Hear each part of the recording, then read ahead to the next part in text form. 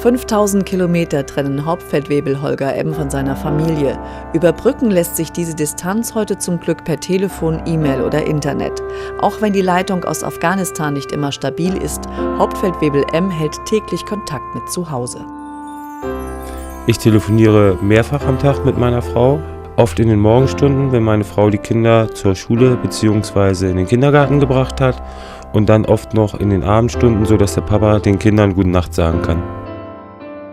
Ja, wir sprechen am Tag dann über Dinge wie den Alltag, was macht sie zu Hause, wo kann ich sie vielleicht mental unterstützen, sowie was haben die Kinder gemacht, was steht an dem Tag an, jetzt gerade vor Weihnachten natürlich, wie läuft